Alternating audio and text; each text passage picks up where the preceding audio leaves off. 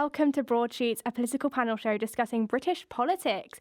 Today I am joined by Ciara Aston, and in today's show we'll be discussing both the Labour and the Conservative parties in the context of the past 2 weeks. But first, I have a question for you, Ciara. First of all, welcome to the show. Thank you. It's nice to be back. Yeah, it's a pleasure to have you. And I've actually got a question for you, not about either of these two parties, but about the Green Party. Oh, okay. So on Wednesday, co-leader Adrian Ramsay stood in Westminster Hall and he called for the release of 15 of one animal from Chester Zoo. So this one animal's being kept in a room where there's no windows. What is that animal?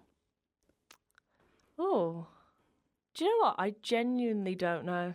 I was a bit surprised by this being not really a headline, but I saw it on Twitter a fair bit. It's penguins. Really? Yeah, I didn't think penguins would be involved in politics. No. But then neither did I think that Taylor Swift would be involved in politics. And that's our first story today.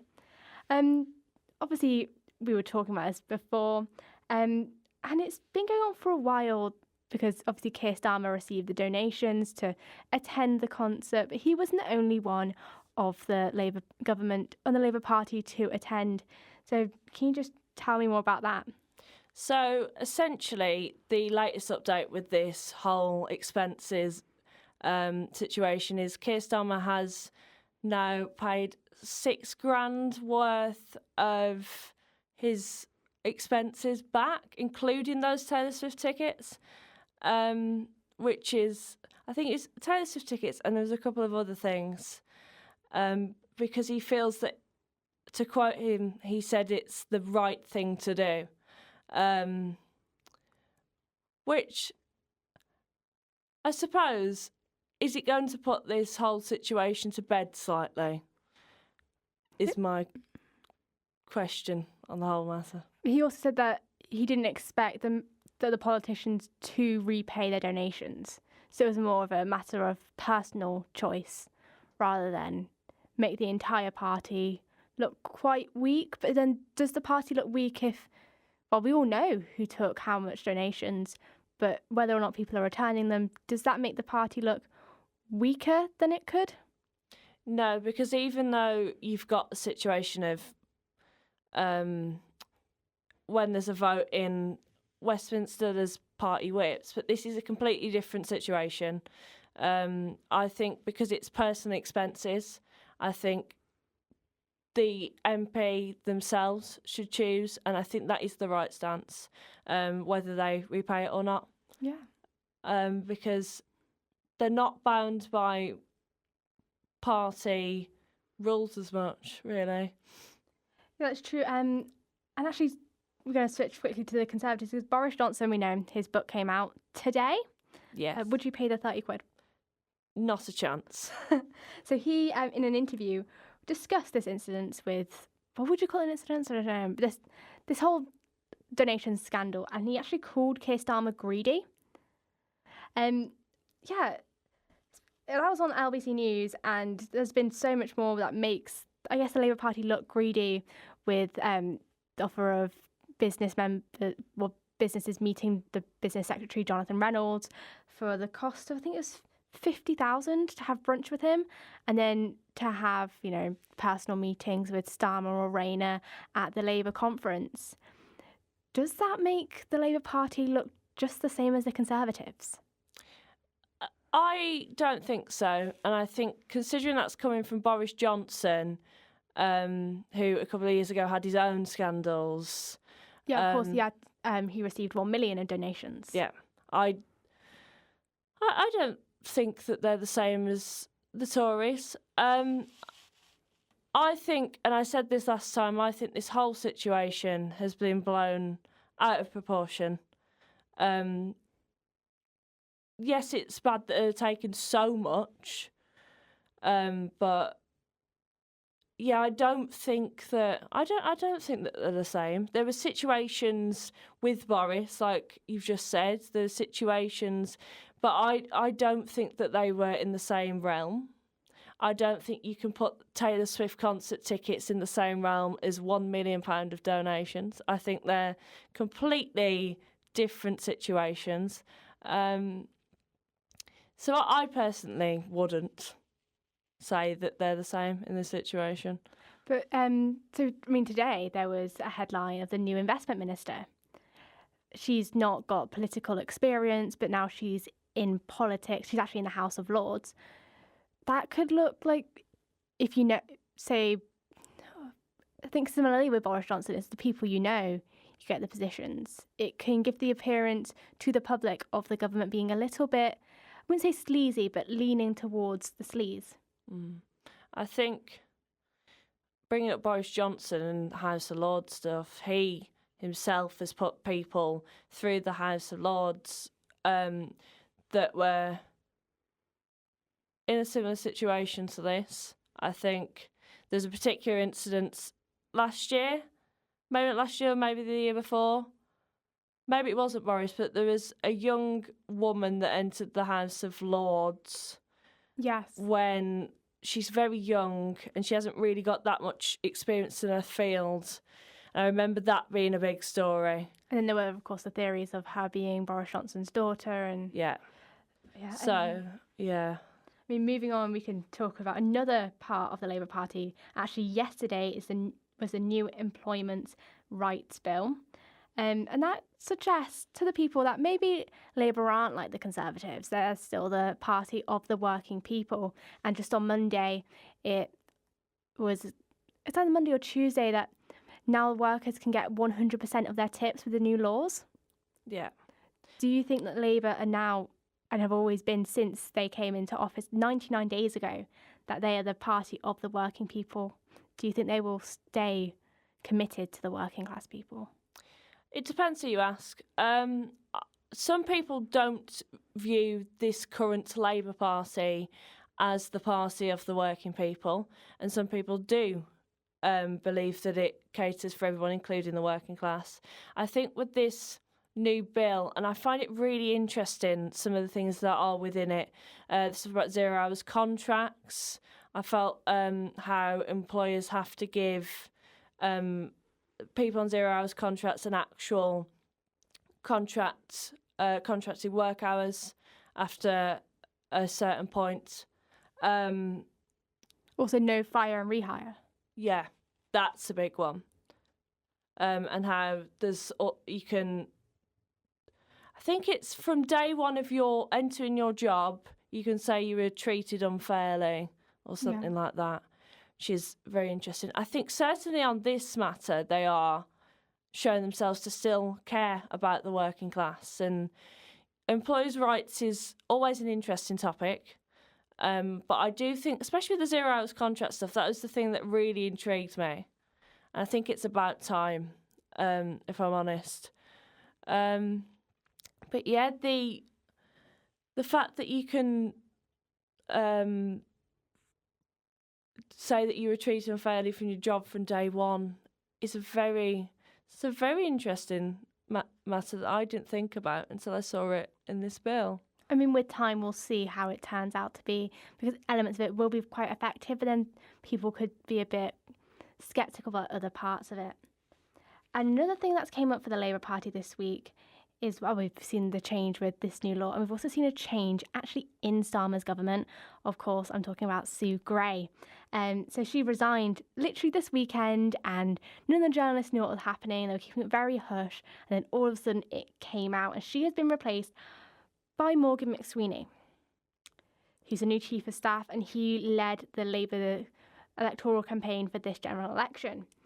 Now, Sue Gray, because a lot of people, they might know her name, but people might not know who she is and what she's done. She led the Partygate report while Boris Johnson was in office. I didn't expect him to come up so much so far in this episode, to be honest. She started as a neutral member of the civil servant and now had a high paying role in the Labour government. And talking of pay, she earned $3,000 more in her salary than Keir Starmer, who is the Prime Minister. And all this combined together, she said she resigned because it risked her becoming too much of a distraction. Do you think the whole scandal with Sue Gray and her salary and the comments that came out from within the Labour government about how she treated other people, did that mean she became too much of a distraction, or do you think Labour could have stuck out with her for the long run? Well, there was internal pressure around. I read something a couple of hours ago about there's been internal pressure to get rid of Sue Gray anyway from people close to Keir Starmer, and I've seen things that, I mean, this has come from a couple of news sources. It may not be true, but I've seen a couple of news outlets claim that they've spoken to somebody within the Labour Party and said that Sue Gray needed to go because Keir Starmer wasn't seeing some information because she was hiding it from him. So I'd say inside the party, they may have started to view as a distraction, especially with their salary scandal on top of all of this. But I think taking the salary scandal to one side for a second, if there's already internal problems with her, I mean, again, we don't know if this is fully true, but if it is, and you know, she has been hiding important information from Keir Starmer, then maybe she was a distraction just through that. I mean, now that she's gone, what's she going to do with that information? Exactly. I have no idea what she's going to do with that information, but we don't know. And we have no idea what kind of information it was. Exactly. It could have been really important information, but we'll have to wait and see. Now, of course, with her role of being the chief of staff of Keir Starmer, that meant she didn't choose necessarily, she had an impact on who Starmer appointed within his government. With Morgan McSweeney coming in office, he's set to bring a lot of change. Do you think we could see any change anytime soon? No, because I think that this government is still very new, 99 days in power, and I think if you do drastic change and if you start moving people and you start appointing people to different positions, what is that going to look like to the general public? Is that going to look like there's already problems within the Labour Party and there's already had to be movement because this government isn't working?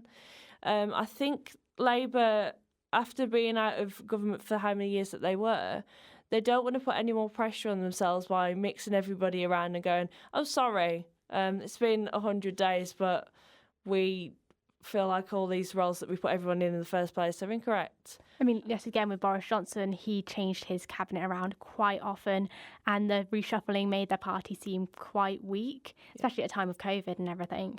But equally, the Labour Party is receiving a lot of criticism even after 99 days. One thing they said that they are held to a higher standard than the Conservative government were. And I've got 4 headlines that have came out today because obviously tomorrow marks 100 days of this new Labour government. So the Express has said that Britain is burning and Keir Starmer has been holding the match for 99 days. The Mirror called this his school report. Politico Europe said that Labour's big win went off the rails, and the Financial Times called this Starmer's stuttering start. Are the papers being too cruel? What you need to remember with some of those papers that you've just mentioned is with newspapers, they have political biases. So especially with a paper like The Express, they're very likely to say something. Again, with the Mirror as well. Yeah, the Mirror is an interesting one because the Mirror's stance, and I think going back to the general election, I was very surprised at the Mirror's immediate stance for Keir Starmer, which I think they said that we back Keir Starmer or something like that. I can't remember, the Labour Party. Because when you read about what they've said in the last couple of years about this new era with Keir Starmer, they weren't particularly happy about it. But I don't know if they're being too cruel or not, because every newspaper has a different opinion on the matter. And I personally, I don't think his 100 days have been too bad. Yeah, I was surprised by how harsh they seem to be. And I think it's a lot of pressure. Yeah, with this whole expenses scandal, going back to that, that's very much took about 10, 15 days of it. So if you take that away And there's like little issues that have come up, little issues. And also we have to remember within these 100 days, we've had pretty serious situations like that Southport attack. Yeah. Which he did mitigate rather well. Yes, which we all need to remember. I think Yvette Cooper as well, and how that was dealt with. That's a pretty tough situation to deal with within your first 100 days of being in government. That is, I don't think that's what Keir would have wanted, obviously. And I think the way they handled it, I think they got too harshly criticised for the way that they handled that. I think it was handled appropriately, if you were to ask me. I know everyone has a different opinion on the situation. Yeah, I suppose, yes, if I was writing a paper, I wouldn't be as cruel as that. But I think we have to remember all the newspapers have different views. And they're here to scrutinise the government. They are I forgot what it is, the fourth... The fourth estate. Yes, they are our watchdog. So obviously the original point was that Morgan McSweeney is now in office and he has had experience as Chief of Staff. He was the Chief of Staff previously. I think it was back in, I might be wrong with this, 2018, 2019. And then he was only a short period. He didn't want to continue. And now he is back. There was a bit of contention between himself and Sue Gray. They were, at heads. One comment Sue Gray had made was that she didn't like seeing married couples within government, and Morgan McSweeney is married to an MP. But he wants to, I wouldn't say soften the 5 missions of Labour, but he doesn't want to be as, head on them as Keir Starmer would. And that's elements of the NHS and clean energy and economic growth. Obviously, the NHS, all 3 of these are quite important headlines. Just this morning, we're recording on Friday, economic growth was announced to actually have increased in comparison to 2 past months of stagflation. Well, do you think that Morgan McSweeney could be a good fit and perhaps a good replacement? I think it's one of those where we'll have to wait and see. He has had time as Chief of Staff, as you mentioned before. I think with you saying about softening those 5 things that Labour wanted to do, you'll have to be very, very careful, because people voted for Labour on a mandate that they would do those things and they'd, complete those things. And if he wants to soften them, then you got to be careful to not upset the public. But at the same time, we don't know how he's going to be. So he starts.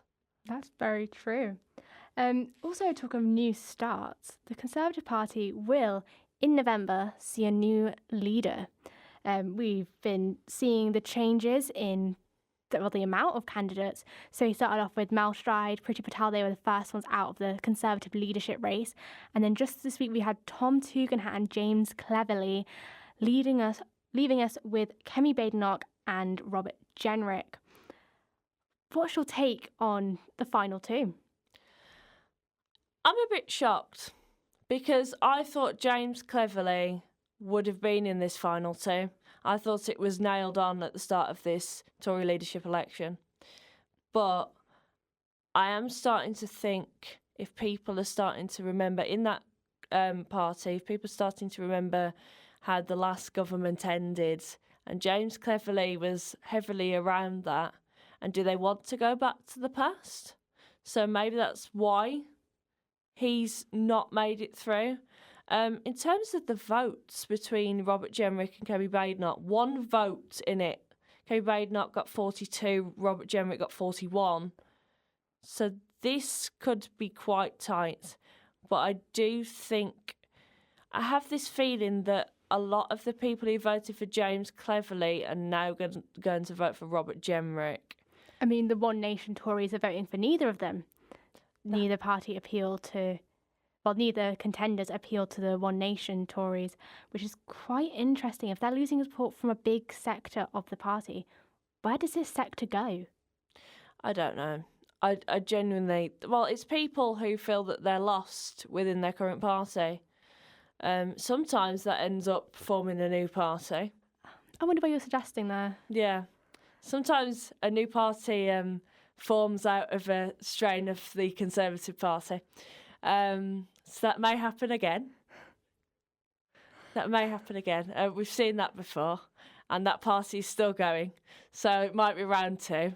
I mean, talking of that party, obviously, the Reform UK party, Robert Jenrick has said that he wants to, I wouldn't say potentially merge with Reform, because he says that he's supposedly rattled Nigel Farage, and he himself has similar views to Farage when it comes to immigration, so equally could appeal to Farage's supporters. He's making a mistake, I think, if he does that. He's making a mistake because if he wants to keep... Because not everybody in the Conservative Party, like the Labour Party, like any party, has the same views on anything. Like you've just mentioned the One Nation Conservatives. If he was to join with Reform, I worry about the left side of the Conservative Party and how that would go down, because there is a lot of people that are in the Conservative Party that are centre-right. They're not going to agree with Reform and what they stand for. So hearing that Robert Jenrick would even think about that would make them question if they're in the right party still. So I think it would be a mistake. I think he just needs to leave Reform to get on with what they're doing and just focus on the Conservative Party. And this is even if he wins it, because we don't know yet. But I think he'd be making a big mistake to associate himself with Reform. Now to finish, I want to ask you, who out of Kemi Badenoch and Robert Jenrick do you think will win the Conservative leadership debate? I think I've heard a lot of different opinions on this in the last couple of days. I've heard a lot of people say Kemi Badenoch. Personally, if I had to predict, and I've got these wrong before, I should clarify, I think it will be Robert Jenrick. And I think it will be Robert Jenrick because I think James Cleverly's votes will go towards Robert Jenrick. But I think it'll be within less than 5 votes between the two of them. You think it'll be tight? Yeah. And if it is Kemi Badenoch, she'll win it with a couple of votes to spare. I really think it'll be close. Yeah. They seem to overlap a fair bit, and we can see how they'll compare their differences when it comes to their debate on GB News. Well, that's all for today, Kira. Thank you for joining me, and I'll catch you again in 2 weeks' time for the next episode of Broadsheets. Thank you.